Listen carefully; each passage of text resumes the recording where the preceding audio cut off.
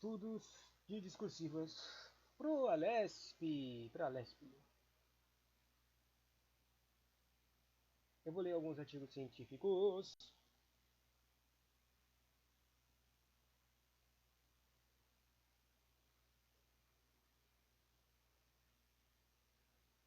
O nome desse artigo é Considerações sobre a designação de agentes públicos para funções previstas na Lei 14.133. A Lei 14.133 é a nova Lei de Licitações.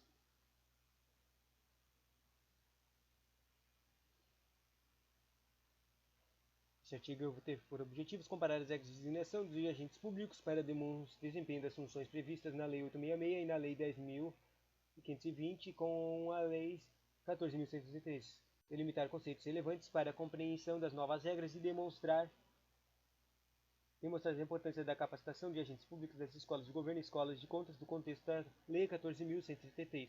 Para isso foram elencados os dispositivos legais que tratam das funções inerentes às licitações e contratos, exemplos de suas interpretação e aplicação dos diferentes entes públicos e concepção doutrinárias que contribuem para sua compreensão.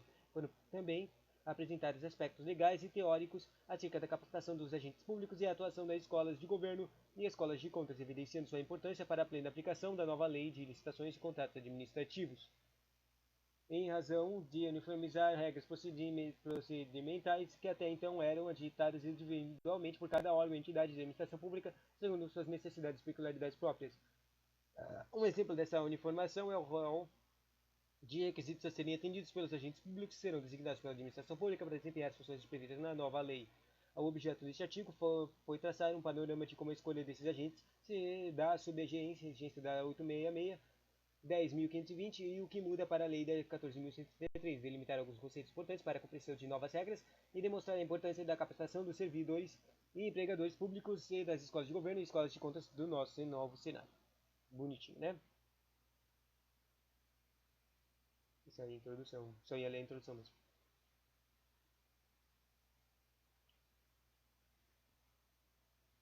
Próximo é sobre a governança. Governança, controle interno da gestão e o gerenciamento de riscos da administração pública diante da nova lei de licitações. Resumo e introdução. Inicialmente conceitualizado na realidade internacional brasileira, a norma esclarece como os conceitos práticos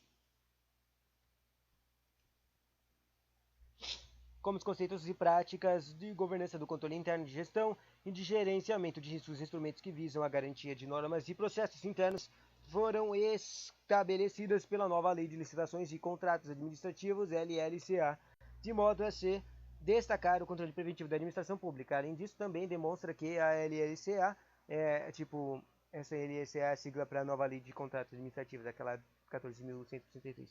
Teve uma série de benefícios que as particulares licitantes estabelecem programas de integridade estejam em conformidade com as normas. Por fim, ressalta que esses mecanismos são um passo adiante à regulação responsiva que confere incentivos aos particulares a estarem em conformidade com as leis, proferindo, portanto, a tutela preventiva que é repressiva com a finalidade última de se evitar danos da administração pública e à sociedade.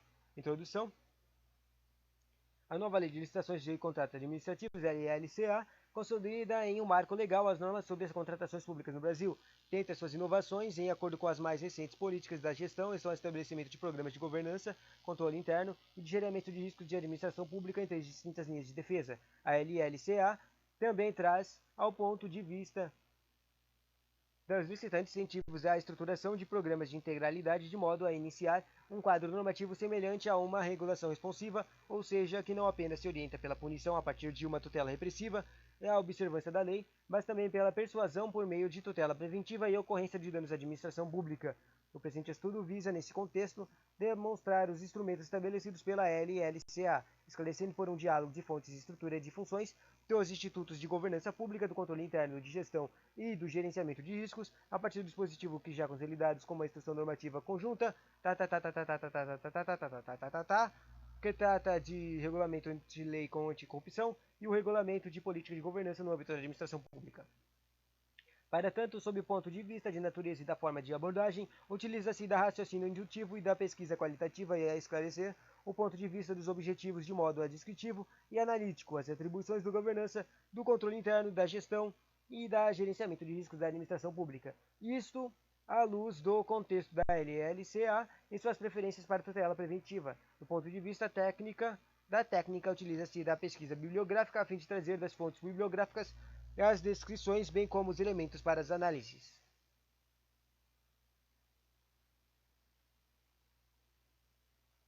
Vamos ver o próximo. Na verdade, vamos ler as considerações finais, antes do próximo. A LSCA trouxe os elementos, tipo, depois que fez todo aquele estudo lá, que falou no resumo e na introdução, o que eles resolveram? A LCCA trouxe os elementos de governança, de controle interno e de gerenciamento de riscos como instrumentos ao cumprimento dos principais requisitos está escrito incitos, administração pública descritos pela artigo 37. O que descreve da Constituição Federal.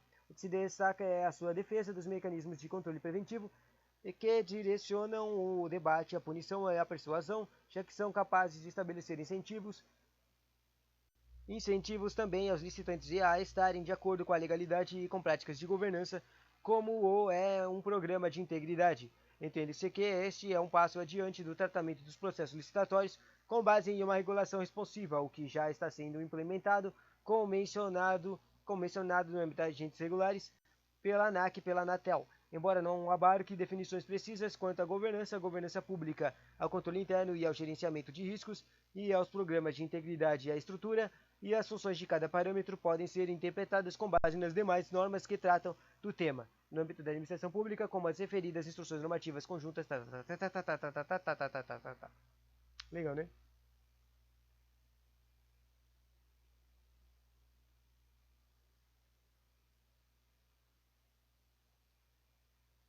Agora são os artigos pensados mais sobre controle interno e auditoria. Saca só. Auditoria operacional na área da educação sob a ótica de eficiência.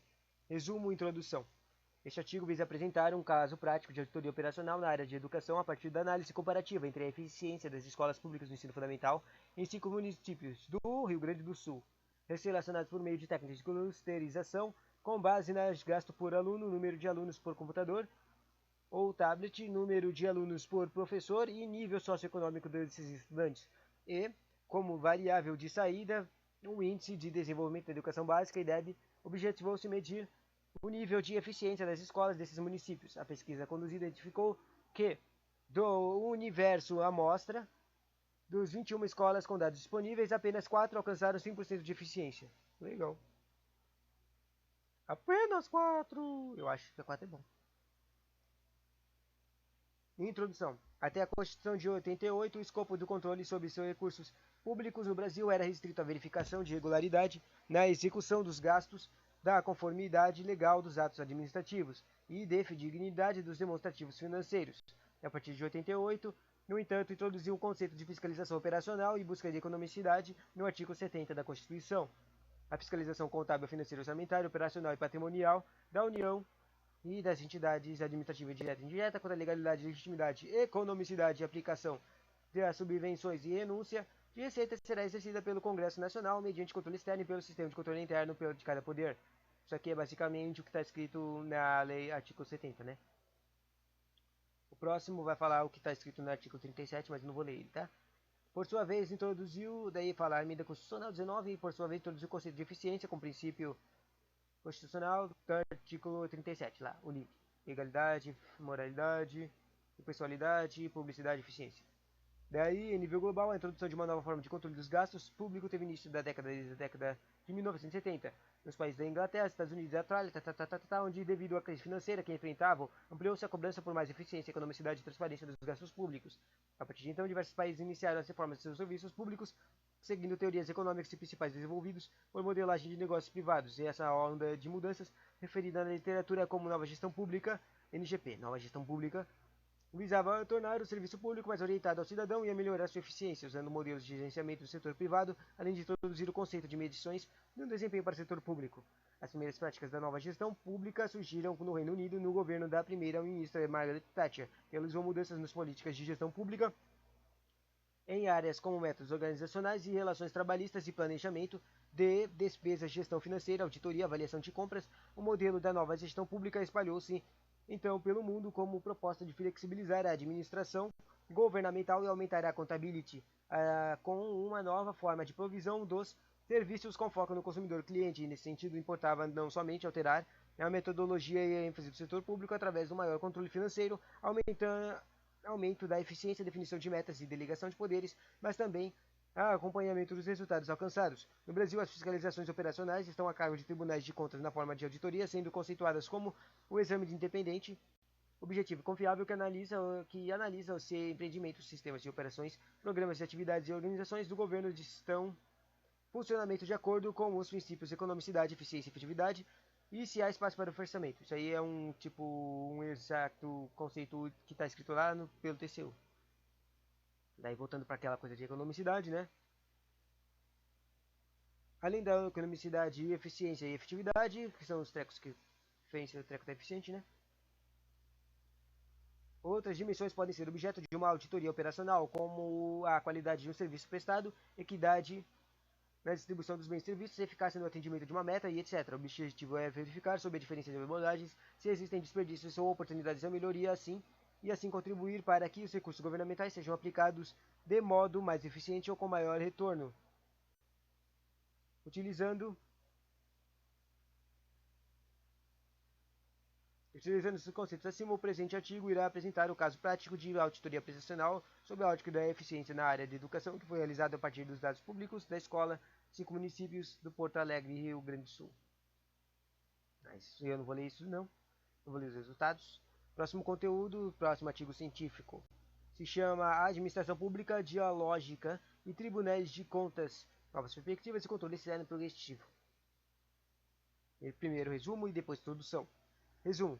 O presente trabalho tem por objetivo analisar a nova tendência da administração pública no contexto da consensualidade.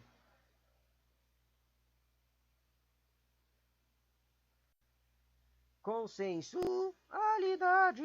Caracterizada pela busca dialogada entre o gestor público e os administrados, com vistas a melhorar a melhor formulação de vontade administrativa. No mesmo sentido, busca-se transpor o conceito de consensualidade para o âmbito da atuação dos tribunais de contas do Brasil, responsáveis pelo controle externo da administração, contexto da consensualidade e auditorias operacionais. E o termo de ajustamento da gestão revela uma nova fase daquelas cortes, a saber, o Tribunal de Contas prospectivo focado na função pedagógica e conciliadora e não mais na tradição funcional punitiva. Interessante, consensualidade punitiva. Introdução.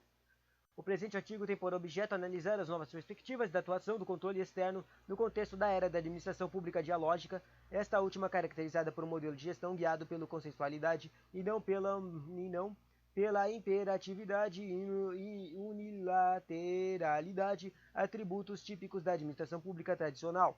Na concepção da administração pública consensual, sobressai o caráter democrático e dialógico da gestão construído a partir da participação direta dos administrados na formação da vontade administrativa, gerando vínculos entre a gestão e do cidadão, o que favorece uma cultura de participação e o sentimento de pertencimento na condução das ações do poder público. Como consequência, chega-se aos resultados dotados de maior eficiência e legitimidade, uma vez que construídos sob soluções dialogadas e negociadas diretamente pelas partes interessadas. Dialogadas. A administração consensual possui duas vertentes, que são a administração pública dialógica e democrática, caracterizada pela participação ativa dos interessados na formação da vontade da gestão. Por ser objeto do presente estudo, esta vertente será melhor detalhada na primeira parte da exposição. Já a segunda vertente é caracterizada pelo aumento de atividade contratual e da gestão por acordos, o qual comporta o emprego dos meios privados de resolução dos conflitos, o ADR, que é o Alternative Dispute Resolution, solução alternativa de disputas,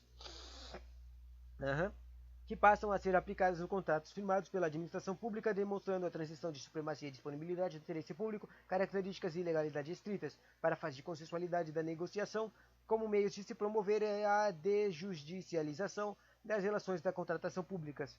Por não estar abrangida no escopo deste trabalho, Esta vertente não será objeto de análise mais profunda. A segunda seção do presente artigo tratará do atual papel dos tribunais de contas no exercício de constitucional, no controle externo da administração e os novos desafios frente à transição do modelo tradicional do controle das contas públicas, baseado principalmente nos aspectos formais e contábeis. Controle este por regra, controle este por regra realizado em momento posterior à realização do gasto público, cujos resultados efetivos não são capazes, por um lado, de reparar eventuais danos ou prejuízos ao erário e, por outro, não evitam a repetição dos mesmos problemas. Para fazer frente a esta nova fase da administração pública, é que a Constituição Federal de 88 ampliou as competências dos tribunais de contas para, além de mero controle formalístico do gasto público incumbido das contas nacionais, o extenso rol de atribuições previstas nas 11 incisos do artigo 71. Além dessas competências, o texto constitucional inclui, juntamente com os critérios de legalidade e de economicidade, o critério da legitimidade como um dos aspectos a serem considerados na análise de contas públicas. Por legitimidade na aplicação dos recursos, entende-se que compete aos tribunais de contas avaliar se o gestor atuou dentro dos limites legais da discricionariedade administrativa ou se, ao contrário, empregou os recursos com abuso do poder discricionário, o que caracteriza a legitimidade do gasto público. No mesmo sentido, o próprio caput do artigo 70 da Constituição determina que a fiscalização exercida pelo órgão do controle externo não seja restrita aos aspectos financeiros, patrimoniais, contábeis e orçamentários, mas também inclui o controle operacional, assim definido como a avaliação da forma sistemática de programas, projetos e atividades ou ações administrativas por órgão ou entidades públicas, quanto às dimensões de economicidade, por dia da eficiência, da eficácia, da efetividade e da equidade, de maneira a tutelar o direito à boa administração pública. Na terceira sessão serão analisados de que modo o controle realizado por meio das auditorias operacionais permite contornar um dos principais problemas enfrentados pelos tribunais de contas, qual seja a demora excessiva nas análises das despesas, as quais em geral somente são submetidas a julgamento quando todos os atos contratuais já se restauriam no tempo. Nesse sentido, importa destacar que a auditoria operacional é realizada durante a execução das despesas, o que possibilita a correção de eventuais impropriedades e assim evitar maiores prejuízos aos cofres públicos. Cara, já tô tanto que eu li, já tô confuso do que eu tô lendo. As auditorias operacionais permitem aos tribunais de contas monitorar diretamente o gestor público com recomendações e alertas que este revalie suas escolhas, apresentando soluções que permitam à administração promover as correções adequadas ao caso concreto, sempre que com cuidado de não interferir na discricionalidade administrativa. Dessa forma, os tribunais de contas passam a dar relevância para as suas funções pedagógicas e colaborativas, em detrimento de sua função punitiva. Essa função pedagógica e colaborativa deve-se voltar principalmente para o acompanhamento das políticas públicas. Nessa seara não se busca detectar irregularidades e aplicar penalidades, mas sim identificar impropriedades e inconsistências e indicar ao gestor os caminhos possíveis para corrigi-las. Tais intervenções, ressalta-se, devem ser públicas e com ampla participação dos envolvidos, acentuando o diálogo institucional. Ao final, demonstrar-se que os tribunais de contas vêm acentuando seu papel perspectivo consensual e dialógico, não mais atuando apenas como um órgão sancionador. Interessante, não? Próximo conteúdo científico. O que será?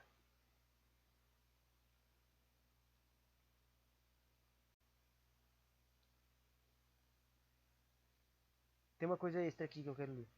Já em relação aos objetivos da administração da auditoria operacional,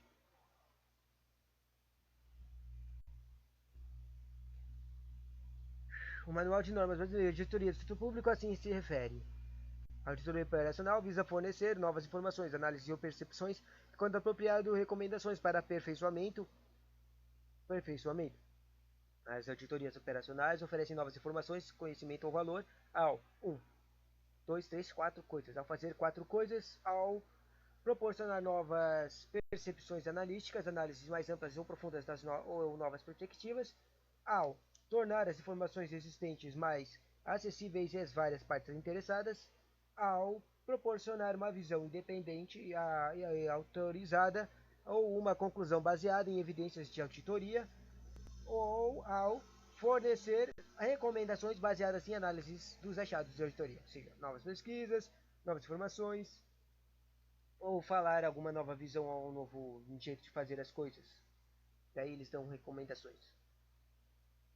As auditorias operacionais são feitas durante a execução da despesa ou da política pública, o que o denominado controle par e passo, concomitante ou incidental ao mesmo tempo, entende? Ou que tem um incidente.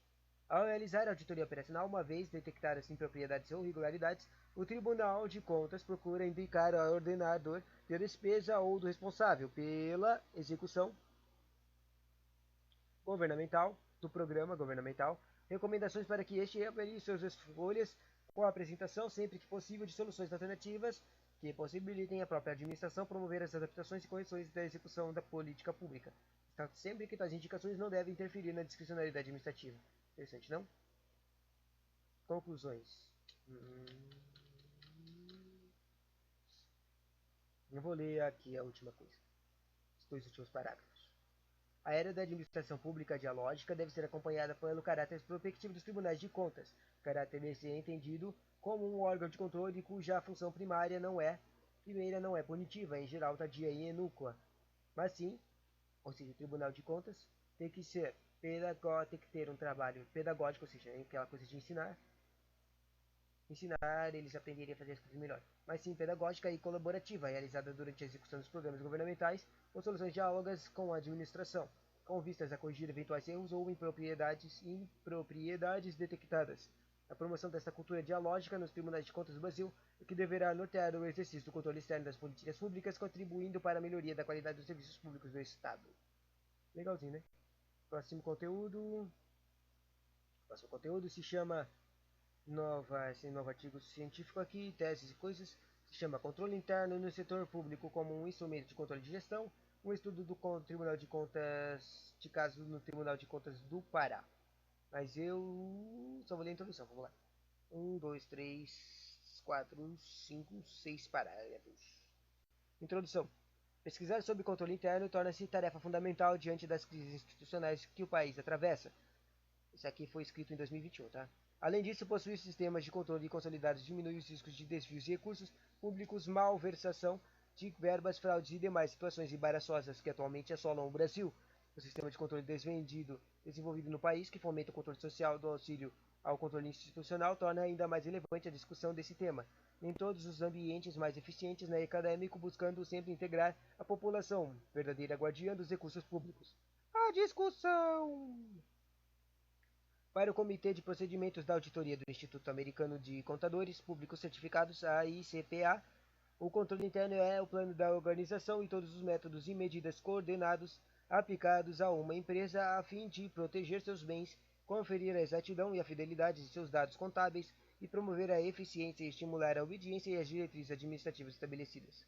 Diante disto, este artigo tem por base diretrizes o seguinte problema: o controle interno do Tribunal de Contas do Estado do Pará atua como instrumento de gestão, buscando melhorar os resultados de instituição. Como objetivo geral, coloca-se a tarefa de verificar de que forma os procedimentos de controle interno do TCP/PA auxiliam na melhoria de gestão da instituição. Para atingir esse objetivo, foram definidos os seguintes objetivos específicos: analisar a estrutura de controle interno do TCE/PA e averiguar se este controle interno do TCE/PA auxilia a instituição no cumprimento de seus objetivos de maneira efetiva, servindo como um instrumento de gestão para a administração. Para o desenvolvimento do artigo, serão utilizados de forma panorâmica os métodos quantitativos e qualitativos, o primeiro na aplicação do questionamento e a segunda na construção de todo o arcabouço teórico que sustentará a discussão. O trabalho se propõe a debater a respeito da importância deste setor dentro das organizações, bem como entender como seu bom funcionamento pode evitar situações danosas a populações na aplicação dos recursos públicos e evitá-las. O controle interno das organizações tem por objetivo trazer segurança ao administrador público na aplicação dos recursos que lhe forem confiados, bem como auxiliar toda a instituição no seu bem e regular funcionamento com vistas a atingir seu objetivo de maneira mais eficaz. Controle eficaz. Próximo.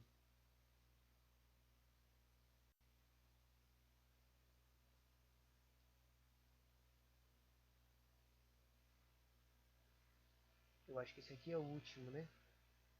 Ferramentas de controle pro projeto científico sobre Ferramentas de controle social. Ferramentas de controle social, sabe?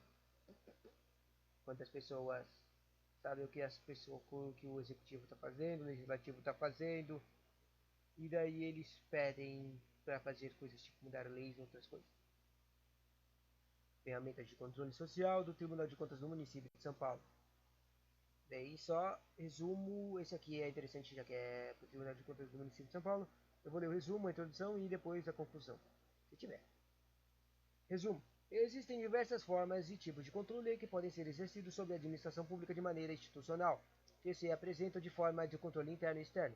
O primeiro tipo de controle é executado pelo próprio órgão, já o segundo é praticado pelo Poder Legislativo com auxílio dos tribunais de contas. O terceiro, e não menos importante, tipo de controle é exercido pela própria sociedade, o titular de controle social. Dentro dessa sistemática, busca-se conceituar o que é controle social e explicitar brevemente como se dá a organização dos tribunais de contas até chegarmos aos tribunais de contas do município de São Paulo, apresentando quais são os instrumentos de controle social existentes neste corte de contas e se eles estão sendo efetivos nos propósitos para os que foram criados. Social Controls. Introdução. A Constituição de 88 determina que o controle das contas públicas requer diferentes tipos de controle, estabelecendo o controle institucional, compete fundamentalmente ao Congresso Nacional, responsável pelo controle externo. Segundo a Carta Magna, o controle externo a cargo do Congresso Nacional será exercido com o auxílio do Tribunal de Contas da União, a qual compete apreciar as contas prestadas anualmente pelo Presidente da República, mediante parecer prévio que deverá ser elaborado em 60 dias, a contar de seu recebimento e julgar as contas dos administradores e demais responsáveis por dinheiros, bens e valores públicos da administração direta e indireta, incluídas as fundações e sociedades instituídas e mantidas pelo Poder Público Federal, e as contas daqueles que deram causa a perda, extravio ou outra irregularidade de que resulta prejuízo ao erário público.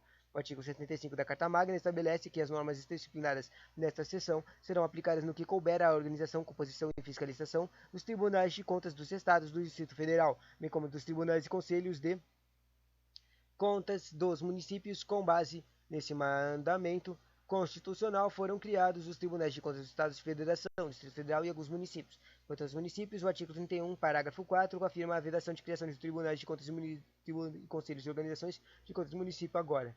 Mas não foram, depois disso que foram vedada a criação, eles foram sendo desfeitos, foram feitos e absorvidos pelos tribunais de contas ou foram feitos os tribunais de vários municípios ao mesmo tempo, entende? Só sobraram dois carinhas, o Tribunal de Contas do município de São Paulo e o Tribunal de Contas do município do Rio de Janeiro. Eles ainda são os únicos que ainda existem. O Tribunal de Contas do município de São Paulo, TCMSP, é o objeto do estudo e é um órgão independente autônomo pertencente à esfera municipal. Sua missão é fiscalizar ou controlar os receitos e despesas do município de São Paulo e emitir parecer prévio sobre as contas do prefeito. Em síntese, a Corte de Contas deve zelar para que não haja desperdícios dos recursos públicos na cidade de São Paulo. A Magna Carta traz ainda em seu texto, no artigo 31, a fiscalização do município e será exercida pelo Poder Legislativo Municipal, mediante controle externo e pelo sistema de controle interno do Poder Executivo Municipal, na forma da lei. Esse controle realizado pelos próprios administração sobre si mesmas também é chamado de controle institucional. O sistema de controle interno de cada poder deve apoiar o controle externo no exercício de suas atribuições. Nos estados e municípios também há uma controladoria interna ou uma unidade de controle interno. Conforme Breder, 2008, o controle social do Brasil tem seu grande marco estabelecido pela Constituição de 88, que se pautou pelos princípios de descentralização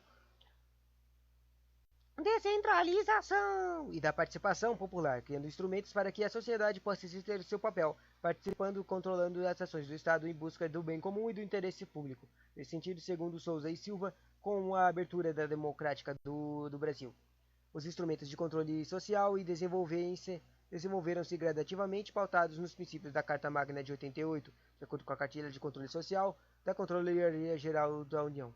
Vamos ver o que está escrito na treco da Controladoria Geral de Controle Social.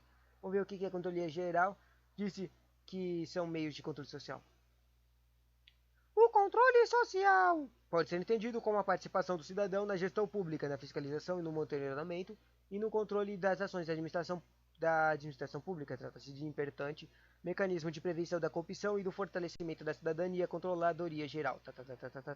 Forte.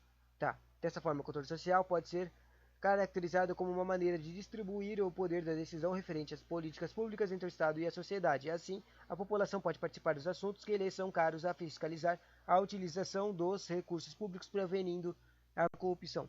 Esse objetivo geral é desvendar quais são os instrumentos de controle social ofertados à sociedade pelo TCM-SP e demonstrar a efetividade desses canais de participação como objetivos específicos e pretendemos apresentar conceitos primordiais e referentes ao controle social e analisar os instrumentos de participação social disponibilizados pelo TCM-SP e verificar a efetividade e o acesso a esses instrumentos existentes.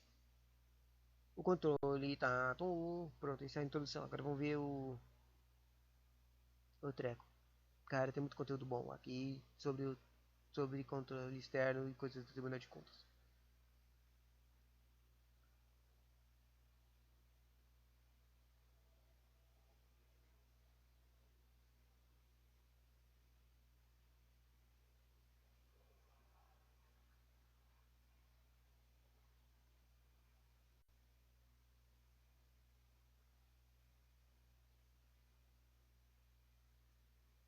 Tem uma coisa aqui que eu achei interessante ler.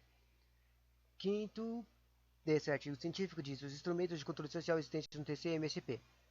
Tem a representação e denúncia, tem a ouvidoria, sessões de plenárias, que elas são exibidas pelo YouTube, né? Já vi algumas. Portal de transparência, escola de contas, né? A escola para que faz as pessoas, como é que se diz? Que capacita as pessoas, né? O sistema IRIS, esse aqui é uma coisa que eu tinha visto antes, interessante, né? Por informações e relatórios de interesse social. Eu tenho que ver como é que eu encontro esse teco de IRIS.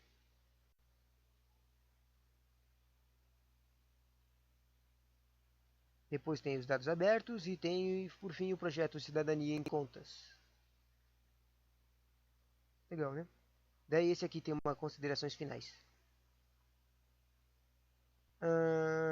Sobre esse teco social, né? O Tribunal de Contas do Município de São Paulo viabilizou o exercício do controle social por intermédio de diversos mecanismos de iniciativa popular, visto que é franqueado qualquer cidadão, partido político e associação ou sindicato denunciar irregularidades ou ilegalidades a esta Corte de Contas. Conforme o mandamento regimental, existem também oportunidades de a população manifestar-se por meio do portal de transparência do TCM-SP para fazer reclamações, críticas e elogios, sugestões e denúncias ou solicitar informações cujas respostas são responsabilidades da ouvidoria do órgão. Por fim, o Tribunal de Contas do Município de São Paulo conta com sua escola de contas, que atua como um agente formador de controle social, e assim como o seu bem-sucedido sistema IRIS, que é constituído pela visões orçamentárias regional e das licitações.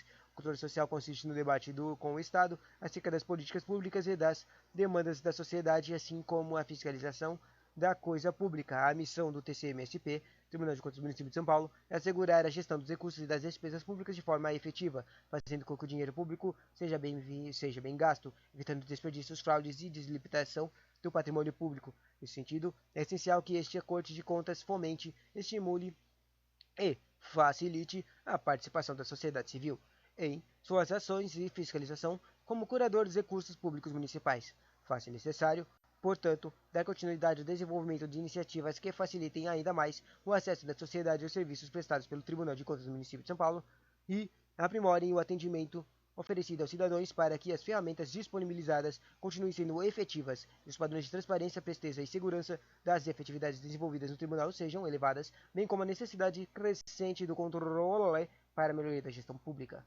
Cara, teve muitos artigos aqui que são perfeitos para para uma para uma o que para uma prova discursiva, né? Próximo é uma coisa de experiência de pedagógica, em que eles veem a eficiência de eficiência no tempo pedagógico no modo no modo no modo no modo no modo no modo no modo modo modo no modo a distância. Mas eu não quero ler esse. Deixa eu ver o próximo. Como evitar a reprodução de desigualdades na produção do espaço urbano, desafios do sistema de planejamento urbano e orçamentário. Como evitar isso, né? Isso aqui é interessante. Olha, esse aqui tem o TCMP. TCMSP. Interessante. Vamos ler. O resumo e a introdução, né? Não vou ler essa coisa inteira, não. O artigo faz uma descrição crítica dos estudos de desenvolvimento pelo Observatório de Políticas Públicas do Tribunal de Contas do Município de São Paulo, que está colocando o enfrentamento das desigualdades sociais na pauta das auditorias operacionais deste órgão do controle externo. As múltiplas dimensões das vulnerabilidades urbanas são o ponto de partida das análises setoriais, o que pressupõe investigar a distribuição territorial do sistema de planejamento orçamentário, mas, em virtude do encolhimento drástico dos recursos ordinários para as despesas do capital, tornou-se imprescindível analisar a contribuição das outras estratégias de financiamento da infraestrutura pública. Atualmente, o Fundurb e as operações urbanas consorciadas equivalem à metade dos investimentos em infraestrutura e ambos contrastam na mitigação das desigualdades socioespaciais, induzindo o observatório a entrar na discussões sobre a revisão do plano diretor estratégico da cidade. Nesse sentido, o ponto alto do artigo é o caso do apoio expresso do Tribunal de Contas do Município de São Paulo à destinação dos excedentes da Operação Urbana Consorciada Faria Lima para o enfrentamento da Covid-19, abrindo um precedente de subsídios cruzados na aplicação deste instrumento urbanístico.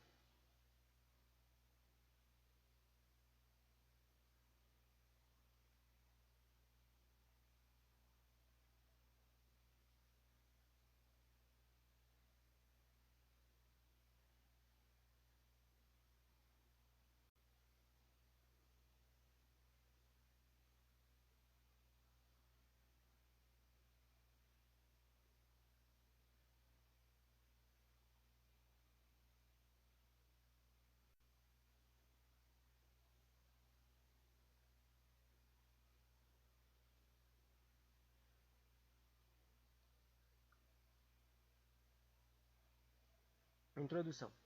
O Observatório de Políticas Públicas do Tribunal de Contas do Município de São Paulo foi criado recentemente para somar-se às outras instituições de enfrentamento às desigualdades sociais, fenômeno fortemente correlacionado à má distribuição orçamentária do território.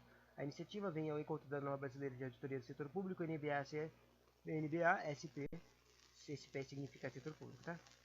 9020. A tradução adaptada das normas internacionais Intosai, que incorporam a avaliação de políticas públicas das auditorias operacionais, conforme a adesão dos tribunais de contas da Agenda de 2030 por ocasião do Acordo Moscou 2019.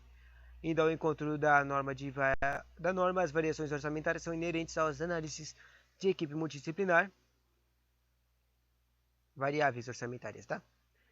Equipe multidisciplinar de auditores e assessores técnicos do Tribunal de Contas do Município de São Paulo, advogados, contadores e engenheiros, e entre outros.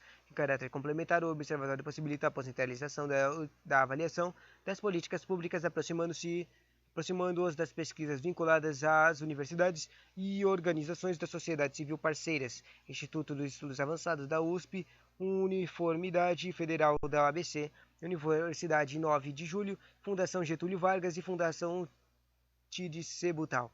Aliás, a pauta das desigualdades sociais e a demanda pela regionalização do orçamento municipal são denominadores comuns dessa construção interinstitucional. O principal objetivo do observatório é formular um painel de indicadores setoriais e, eventualmente, um índice que reflitam a efetividade e a equidade de gastos em políticas públicas, não pela falta de indicadores apresentados pelo Executivo, pois só o Observa Sampa propõe mais de mil. O propósito é oportuno destacar o mérito dos dados abertos, a incorporação dos objetos de desenvolvimento sustentável aos indicadores e metas do Plano Plurianual PPA no portal de gestão urbano e, pela primeira vez em São Paulo, o portal de monitoramento do Plano Diretor Estratégico PDE. Todo esse sistema de indicadores está atrelado a planos que se desfazem ao final dos ciclos, impossibilitando estabelecer séries históricas, entende? Daí a pertinência de um sistema de monitoramento independente e estável da parte do próprio Tribunal de Contas. Por ser um tema crucial para o controle social e o controle externo, a regionalização do orçamento municipal motivou a formação de um grupo de trabalho, que é específico dentro do observatório, o qual agrega a representação das instituições parceiras e servidores da Secretaria da Fazenda Municipal. Além deste, há o GT Educação, GT, o que será que significa GT? Tipo, grupo de treinamento? GT. GT Saúde e o GT Urbanismo. As duas primeiras políticas setoriais tornaram objeto de estudo por estarem no topo da curva ABC do gasto público e a última por cuidar da política de modo que molda a qualidade de vida urbana. Educação, saúde, principais políticas, setores objeto de estudo e urbano, qualidade de vida urbana. Tá. Estudos da OGT Urbanismo não são o enfoque deste artigo, com destaque só ao caso do apoio do Tribunal de Contas e transferência de recursos excedentes da Operação Urbano Consorciada, o OC Faria Lima, para as medidas de combate à Covid-19, com o propósito de contribuir para as discussões sobre a revisão do Plano Diretor Estratégico. Interessante, não? Uma coisa engraçada é que quando eu estava dando um relance nesses trecos substantivos, apareceu um mapa aqui. Um treco assim, tipo estado assim. E eu achei meio engraçado, eu não entendi o que era. Mas, se você já percebeu do que a gente tá falando, esses mapas aqui são do São Paulo. E cara, é tipo, São Paulo é gigantão, meu. Tipo, eu achei que São Paulo era só o centro assim. Aquele centro, capital. Mas não.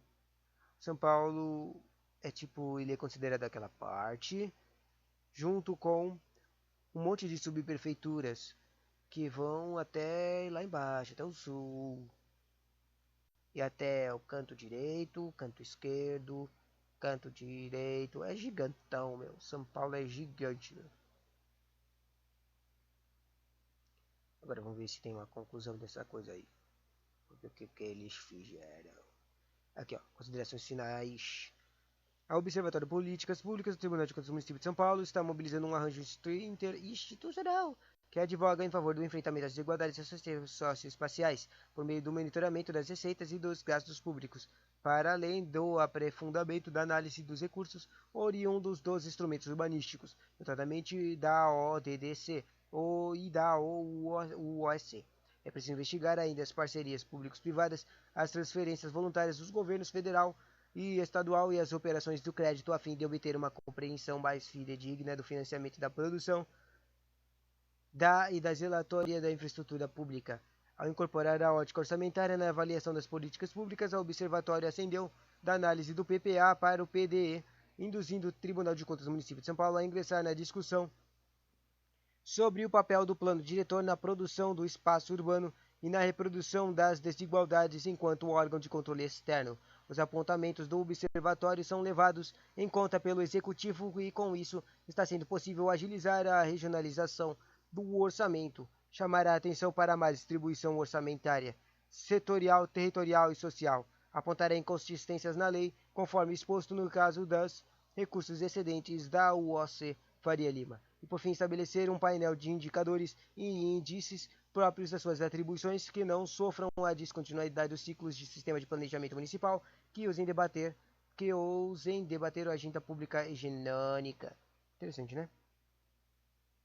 Vamos ver se tem mais um último. Eu acho que eu já li todos os artigos que me tinham interesse. Esse aqui fala, o último artigo era Política Pública e Programa Governamental desfazendo as confusões. Espera. Política Pública e Programa Governamental desfazendo as confusões. Eu achei que isso aqui era o nome do último artigo que tinha aqui no treco. Que era em inglês. Nossa, então tinha um treco em inglês e em português, né? Interessante. E assim termina o conteúdo desses artigos científicos. Legal, né? Tchauzito.